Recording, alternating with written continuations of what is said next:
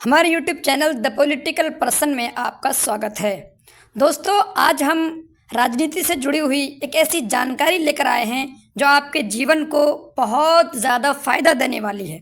आपके न सिर्फ जीवन को, आपकी फैमिली को, आपके समाज को और आपके महल्ले को, आपके इलाके को बहुत ज़्यादा महत्वपूर्ण होने वाली है। वीडियो में आगे बढ़ने से पहले चैनल को सब्सक्राइब करके बेल आइकन प्रेस कर लीजिए।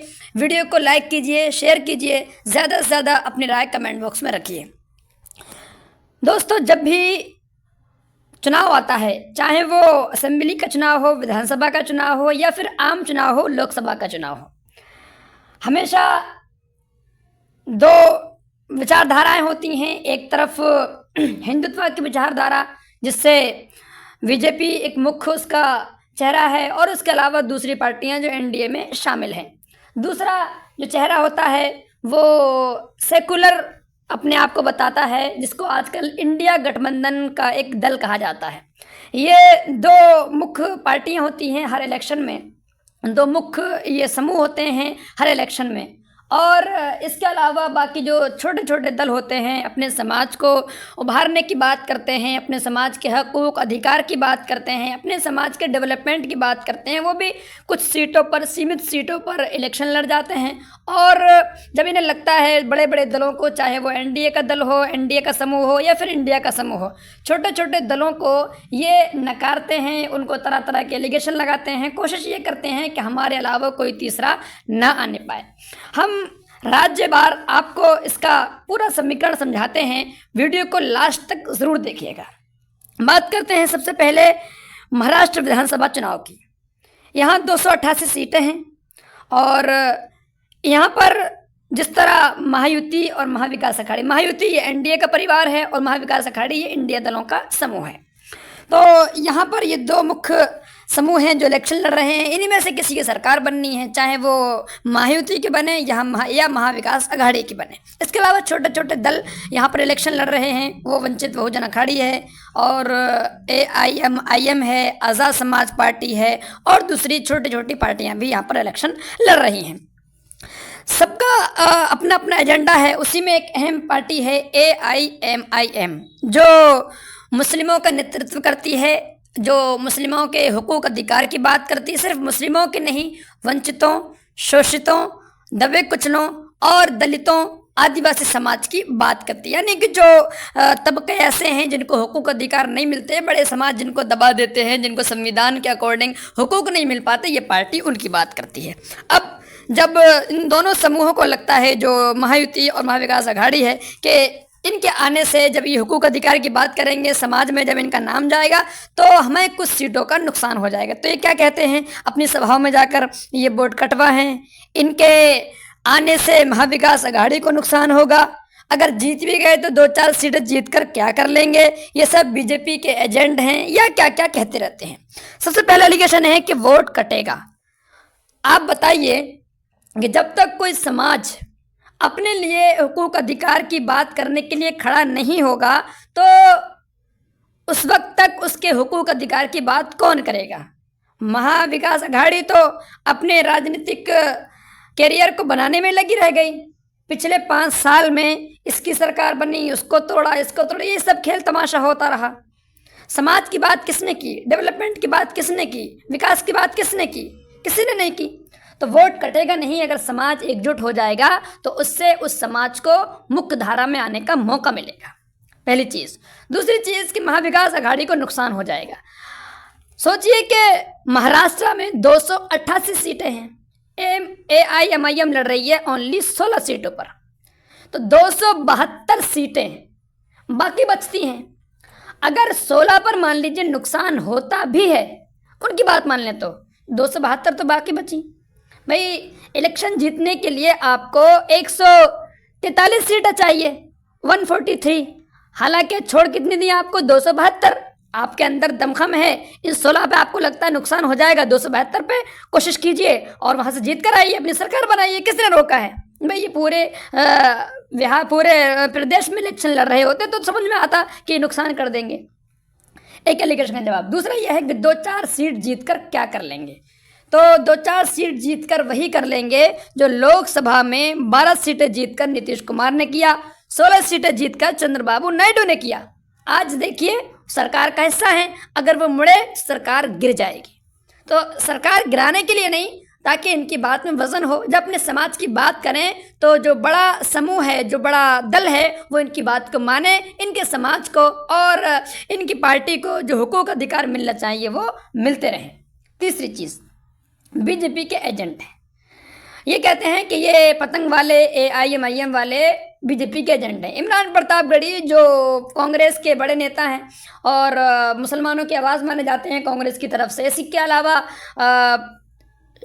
ये जो शिवसेना है उद्धव ठाकरे की, उनमें भी इस तरह के मुसलमान नेता हैं जो बीजेपी के एजेंट लगाने का एलिगेशन लगाते हैं। सोचिए, क्या सिर्फ AIM ही वाला वहाँ इलेक्शन लड़ रही है? आज़ाद समाज पार्टी है, वंचित बहुजन अघाड़ी है और दूसरे समूह हैं, उनको तो किसी को नहीं कहा बीजेपी के एजेंट। MIM को क्यों कहा? इसलिए कि इनका कोई नेतृत्व नहीं है। अगर ये नेतृत्व बन जाता है तो फिर हम जो मलाई खाते हैं, हम जो इनको वोट लेकर छोड़ देते हैं, वो हम छोड़ नहीं पाएंगे। इनके लोग फिर हमसे हुकूक अधिकार की बात करेंगे और हमें इनका हक देना पड़ जाएगा। इसलिए बीजेपी के एजेंट होने का एलिगेशन लगाते हैं। जबकि हकीकत क्या है हम आपको बताते हैं।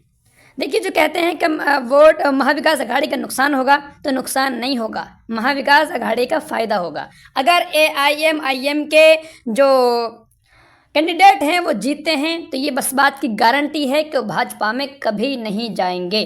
ज़रूरत पड़ेगी तो वो महाविकास अघाड़ी के ही साथ जाएंगे। जैसे कि पिछले 5 सालों में आपने देखा, जब इमरान प्रतापगढ़ी को राज्यसभा का सांसद बनना था तो MIM ने किसका साथ दिया? इमरान प्रतापगढ़ी के हक में वोट दिया। जबकि दूसरी जो NCP थी, अजीत पवार की का गुट था, और जो शिवसेना थी, शिंदे गुट जो था, भाजपा में चले गए। मुसलमानों का वोट लिया, दूसरे समाज का वोट लिया और बस जाके भाजपा की गोद में बैठ गए। MIM ने धोखा नहीं दिया। दूसरी चीज़ के 2-4 सीट जीतकर क्या कर लेंगे? 2-4 सीट जीतकर ये कर लेंगे कि जिस तरह 2 विधायक थे पिछले 2019 के चुनाव में, एक इनके पास MP था 2019 के चुनाव का। हुआ ये कि जब मुसलमानों के हुकूक अधिकार की बात आई, 5% आरक्षण का मुद्दा आया, नबी पाक सल्लल्लाहु अलैहि वसल्लम के शान में गुस्ताखी का मामला आया, सबसे लंबा प्रोटेस्ट उसी महाराष्ट्र के अंदर उन्हीं 2-4 लोगों ने, मतलब जो चुने हुए थे, उनसे उनका हौसला मिला और उन्होंने सबसे बड़ा प्रोटेस्ट करके दिखाया। इससे क्या हुआ? आपकी ताकत और आपका बोलबाला ये मेन स्ट्रीम में आया, मेन स्ट्रीम मीडिया में चला, समझ में आया दूसरों को आपकी क्या अहमियत है, क्या ताकत है। जिससे बीजेपी को फ़ायदा नहीं हुआ, फ़ायदा महाविकास अघाड़ी को ही हुआ। उनका एक राज्यसभा चुनने में आसानी हुई, लेकिन फ़ायदा इसमें महाविकास अघाड़ी को भी हुआ, मुस्लिम समाज को भी हुआ। दूसरा, उनके डेवलपमेंट के काम कितने कराए इम्तियाज़ जलील ने, कितने कराए जो मालेगांव के विधायक है वहाँ के, और दूसरे दुल्हिया के जो विधायक हैं, सबसे ज़्यादा काम कराए उन्होंने दूसरे लोगों के मुकाबले में।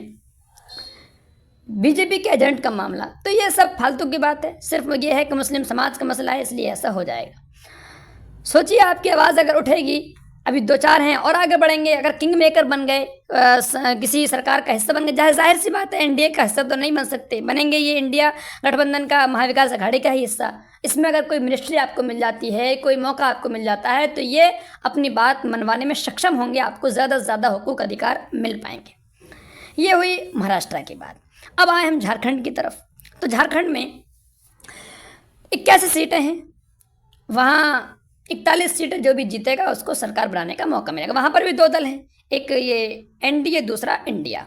यहाँ पर जो समाजवादी पार्टी है वो इंडिया गठबंधन में शामिल नहीं है। आज़ाद समाज पार्टी भी इलेक्शन लड़ रही है, आम आदमी पार्टी भी इलेक्शन लड़ रही है और AIMIM भी इलेक्शन लड़ रही है। AIMIM के सिर्फ 7 कैंडिडेट हैं यहाँ पर, और बाकी 74 जो सीटें हैं वहाँ पर उन्होंने छोड़ दी हैं इंडिया गठबंधन के लिए। मगर वहाँ पर भी वही है कि 2-4 सीटें जीत कर क्या कर लेंगे? 2-4 सीटें जीत कर वही कर लेंगे जो महाराष्ट्र में किया। और वो जो गलती हर बार की जाती है कि इनके आने से नुकसान हो जाएगा। आप बताइए, पिछले झारखंड के चुनाव में आपने MIM को मौका नहीं दिया, दूसरे दलों को मौका दे दिया। ये झारखंड में JMM की कांग्रेस की सरकार बन गई। सबसे ज़्यादा मॉब लिंचिंग आपके बच्चों की हुई, सबसे ज़्यादा नुकसान आपको हुआ, आपके हुकूक अधिकार मारे गए, आपको वंचित रखा गया अधिकारों से। किसने आवाज़ उठाई? ये तो अपनी सरकार बचाने में, गिराने में लगे रह गए। आपके हुकूक अधिकार की बात हुई नहीं। अगर उसी वक्त में जिता दिए होते तो जिस तरह बिहार में आपने देखा कैसे आपके समाज की बात, आपके हुकूक अधिकार की बात, आपकी सीमांचल की बात गूंजती रही पूरे देश में, यहाँ भी गूंजती, मगर आपने ऐसा नहीं किया। वो गलती अगर ना दोहराई जाए तो बहुत बड़ा फ़ायदा आपको हो सकता है, और इससे बीजेपी को फ़ायदा नहीं होगा बल्कि फ़ायदा इंडिया गठबंधन को होगा, इसलिए कि ये लोग पूरी ईमानदारी और पूरा यकीन है कि ये कहीं जा सकते हैं लेकिन बीजेपी में नहीं जाएंगे। अब आए यूपी में, तो यूपी में उपचुनाव है 9 सीटों पर, AIMIM 3 सीटों पर लड़ रही है। यहाँ पर भी वही जो मुस्लिम समाज के कुछ नेता हैं समाजवादी पार्टी में, वो यही कि एक एजेंट हैं, ये हैं वो हैं। आप बताइए, बहुजन समाज पार्टी इलेक्शन लड़ रही है, आज़ाद समाज पार्टी इलेक्शन लड़ रही है, किसी को कोई परेशानी नहीं है। MIM से परेशानी है। अगर 2022 का चुनाव हुआ था उसमें MIM के कुछ कैंडिडेट चुन लिए जाते, विधायक चुन लिए जाते, तो होता क्या कि वो भाजपा में तो जाते नहीं बल्कि इंडिया गठबंधन का साथ देते, मगर फ़ायदा ये होता है कि समाज की बात वहाँ पर गूंजती, जो जितने वहाँ पर बिल्डोजर चल रहे हैं, क्या क्या चल रहे हैं, मुसलमानों के खिलाफ जो कुछ हो रहा है, वहाँ पर उनकी आवाज़ गूंजती हुई दिखाई देती और सरकार के आंखों में आंखें डालकर बात की जाती। जबकि समाजवादी पार्टी पर भरोसा किया, समाजवादी पार्टी के कितने विधायकों ने भाजपा के हक में क्रॉस वोटिंग कर दी और कितने नेता भाजपा में चले गए। MIM का कोई नेता भाजपा में नहीं जाता है। भाई 9 सीटों में से 3 तो लड़ रही है, सिर्फ 6 तो आपके लिए छोड़ दी, जीत जाइए आप 6 पर, 3 पर ही क्यों नुकसान होगा? जहां लड़ाई वहीं तो नुकसान हो सकता है, 6 पे क्या नुकसान होगा? तो ये ज़बरदस्ती का MIM के खिलाफ नैरेटिव सेट किया जाता है। बिहार की बात करें तो बिहार में भी MIM 2 सीटों पर लड़ रही है, जबकि उपचुनाव 4 सीटों पर हो रहा है। बेलागंज और इमामगंज में MIM लड़ रही है। वहाँ पर भी वो जो तेजस्वी यादव हैं, दूसरे जो पार्टियों के लोग हैं, वही MIM पर ठीकरा फोड़ने के लिए। जबकि आपने देखा बिहार में आपने अपनी समझदारी का सबूत देते हुए 2020 के चुनाव में 5 कैंडिडेट जिता दिए, 4 चले गए दूसरे में, लेकिन भाजपा में तो नहीं गए। हालांकि जाना गलत था, वो जब तक आपके साथ खड़े थे। किस तरह से हर जो सदन का सेशन होता था विधानसभा का, वहाँ पर आपके हुकूक अधिकार की आवाज़ कैसे गूंजती थी, लोगों को पसीना आने लगा था कि ये कहाँ से नई आवाज़ आ गई। तोड़ लिए गए आपके विधायक, लेकिन जो एक रह गया, सिर्फ एक, उसने किस तरह से आपके मुद्दों को जगाए रखा, आपकी बातों को सदन पर और ले जाकर रखा। अगर ये भी एक ना होता, जिस तरह दूसरे प्रदेशों में कुछ पता नहीं चलता है, वहाँ भी पता नहीं चलता। तो बिहार वालों, आपको तो पता चल ही गया है आपकी क्या ताकत है। इस बार MIM को मौका दीजिए, ज़रूर जिताइए, ताकि आपकी आवाज़ और मजबूत हो सके। MIM के आने से ना तो यहाँ सरकार बिगड़ रही है, ना बन रही है, ना ही यहाँ पर उत्तर प्रदेश में ऐसा है। तो मौका है अपनी आवाज़ को ताकतवर करने का। उत्तर प्रदेश वाले भी, बिहार वाले भी उपचुनाव में अपने कैंडिडेट्स को जिताकर अपनी ताकत को मजबूत करें। आपको पता है, कभी सोचा है आपने कि सिर्फ महाराष्ट्र, झारखंड, यूपी और बिहार की ही इतनी ज़्यादा चर्चा क्यों है? पंजाब में भी उपचुनाव हैं, राजस्थान में भी उपचुनाव, वहाँ की कोई चर्चा नहीं। क्यों? कि वहाँ पर AIMIM नहीं है। तो AIMIM का आने का फ़ायदा क्या होता है कि वहाँ आप चर्चा में आ जाते हैं, आपकी बात होती है। अगर ये नहीं होगी तो आपकी बात भी कोई नहीं करेगा। जिस तरह से इंडिया गठबंधन के नेताओं ने, जब MIM थोड़ी सक्रिय नहीं थी राज्यों में, आपका नाम तक भूल गए थे, आपको जानते भी नहीं थे। MIM ने उनके गूंगे मुंह को बोलने पर मजबूर किया है मुस्लिम मुद्दों पर, क्योंकि अगर नहीं बोले तो मुस्लिम समाज आपके साथ आ जाएगा। तो अगर आप अपनी लीडरशिप को पैदा करते हैं, लीडरशिप को मजबूत करते हैं, तो ये डेमोक्रेसी को मजबूत करने वाला कदम होगा और आपके फ़ायदे के लिए होगा, इंडिया गठबंधन के फ़ायदे के लिए होगा, BJP को हराने का काम करेगा। अगर इस वक्त ये ज़्यादा से ज़्यादा बात समझ ली गई तो इसमें आपका फ़ायदा है, समाज का फ़ायदा है, देश का फ़ायदा है, राजनीति का फ़ायदा है। नहीं समझी गई तो उसके बाद वही रोया जाएगा जो हमेशा से रोया जाता है। हर बार ये कहा जाता है कि चुनाव 1 सीट का नहीं है, ये आपके वर्चस्व का, आपके वजूद का सवाल है, सारी चीज़ें कही जाती हैं। तो ये आज भी कही जाएंगी। इनको भुलाकर आप जब मतदान करने जाएं, पहले सोच लीजिए, बाबरी मस्जिद का मसला आया, किसने बोला? तलाक़ सलासा का बिल आया, किसने बोला?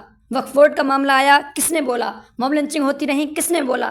हर जगह लड़ने के लिए ओवैसी है। वोट लें, अगर मिल जाएगा, आपका ताकत मिल जाएगी, कितनी ज़्यादा ताकतवर आवाज़ हो जाएगी और आपको कोई भुला नहीं पाएगा। राजनीति में आपको हाशिए पर नहीं कर पाएगा। अगर ये बात समझ ली गई तो इसमें फ़ायदा सबका ही सबका है। वीडियो को ज़्यादा से ज़्यादा शेयर कीजिए, इस पर अपने कमेंट ज़रूर रखिए।